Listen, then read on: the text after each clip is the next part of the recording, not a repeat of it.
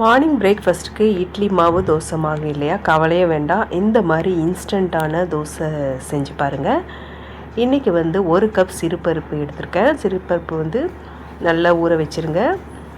ஒரு 1/2 hour ஊற வச்சா போதும். அதில் வந்து காஞ்ச மிளகாய், ஒரு துண்டு இஞ்சி, பெருங்காயம் சேர்த்து நல்லா பேஸ்ட்டாக அரைச்சிக்கலாம். அரைச்சிட்டு உப்பு போட்டு மிக்ஸ் பண்ணி வச்சிடலாம். அது ஒரு பக்கம் இருக்கட்டும். இதுக்கு சைட் டிஷ் பார்த்திங்கன்னா தக்காளி தொக்கு தான். இன்றைக்கி நல்லா திக்கான தக்காளி தொக்கு செய்கிறேன்.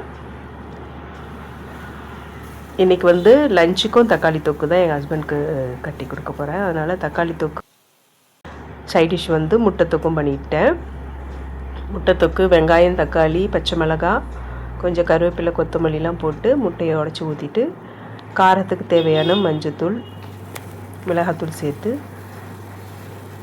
தொக்கு பண்ணிடலாம். இப்போ தோசையும் ஊற்றி எடுத்துடலாம். சூப்பராக முறுமுறுன்னு வரும். இந்த மாதிரி ட்ரை பண்ணி பாருங்கள். நெய் ஊற்றி சாப்பிட்டிங்கன்னா சூப்பராக இருக்கும். நான் நெய் ஊற்றல, எண்ணெய் தான் யூஸ் பண்ணுறேன். நல்லா மெல்லிஸாக வரும். சூப்பரான ஹெல்த்தியான தோசை ரெடி ஆகிடுச்சி. சிறுபருப்பு தோசை நீங்களும் ட்ரை பண்ணி பாருங்கள். தோசை மாவு, இட்லி மாவு இல்லைன்னா இந்த மாதிரி ட்ரை பண்ணி பாருங்கள். இந்த ஹெல்த்தியான தோசை ரெசிபி நீங்களும் ஒரு முறை ட்ரை பண்ணி பாருங்கள். கண்டிப்பாக இந்த வீடியோ உங்களுக்கு யூஸ்ஃபுல்லாக இருக்கும்னு நினைக்கிறேன். இந்த வீடியோ பிடிச்சிருந்தா லைக் பண்ணி நம்மளுடைய சேனலை சப்ஸ்கிரைப் பண்ணிக்கோங்க. தேங்க்ஸ் ஃபார் வாட்சிங்.